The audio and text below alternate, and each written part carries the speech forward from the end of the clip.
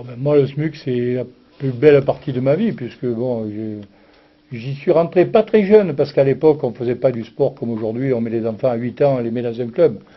Mais bon, moi, j'ai dû rentrer au SMUC à 16 ans, et j'ai fait toute ma carrière de joueur là-bas, et j'ai entraîné pendant 10 ans avant de monter à Paris, comme on dit. Donc bon, tous mes souvenirs marseillais, puisqu'après je suis parti à Paris, je suis pas encore revenu, tous mes souvenirs marseillais sont collés complètement au SMUC, à la fois pour le sport, pour l'amitié, pour tout un tas de trucs, quoi. J'y suis allé pour faire du handball au départ, donc ça représente pour moi le début de ma carrière à un certain niveau. Et puis j'ai rencontré des gens, et puis c'est un endroit où quand j'y vais, j'ai toujours le sentiment d'apprendre quelque chose. Donc c'est quelque chose de très important. Maintenant il faudrait que je rende un peu, c'est pour ça que j'y suis allé en tant que conseiller technique des entraîneurs des équipes de jeunes pour envoyer l'ascenseur, parce que j'ai quand même le sentiment que je dois beaucoup à cette institution. Le premier titre qu'on a remporté en 65, vous vous rendez compte, alors que personne ne s'y attendait, et que comme on n'avait pas beaucoup de sous, le club avait fait l'effort de nous payer l'avion à l'aller pour être frais et dispo pour le match.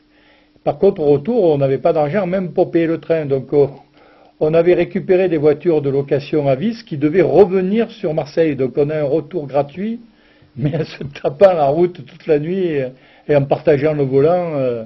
C'est un truc de fou, quoi. Aujourd'hui, si tu disais qu'un club de haut niveau comme ça, ils reviennent en voiture de location, et on était payé 10 centimes du kilomètre pour amener la voiture à côté de la gare, là, puisqu'à Vis était installé à côté de la gare. Donc voilà, c'était un peu ce mélange de soi-disant on faisait de la perf, mais on n'avait pas vraiment les moyens que les clubs ont aujourd'hui, bien sûr.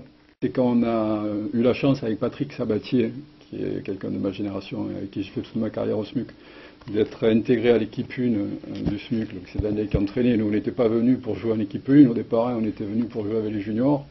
On avait dû le convaincre durant la préparation certainement, et il nous fait l'honneur de nous intégrer à l'équipe 1 dès le premier match de la saison. Et c'est une époque où il se débrouillait, on se pillait chacun nos survêtements, nos chaussures, on n'avait aucun équipement, rien. Mais le SMUC qui avait été champion de France 2 ans avant, nous, c'est les survêtements polyamide, bleu marine, Adidas qui nous faisaient rêver. On rêvait que de ça avec Sabatier. Et on s'était dit, ils vont nous le filer. Ils nous ont rien filé du tout. Et nous, à la présentation, lors du premier match, on est arrivé avec nos survêtements de la sport-études, qui étaient polyamide, mais qui étaient orange, voilà. Orange et noir. Donc il y avait 10 mecs en bleu marine et 2 mecs en orange. Oh ben, quand on arrive à l'âge de 90 ans, ce qu'on souhaite, c'est que le plus de gens possible présents pour les 90 ans soient là pour 10 ans plus tard pour le centenaire, parce que ça va être quand même quelque chose, hein.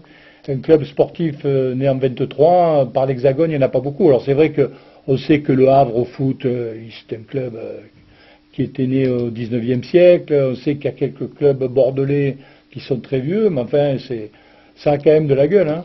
Ben, qu'il ne meure pas et qu'il bande encore, comme on dit la chanson.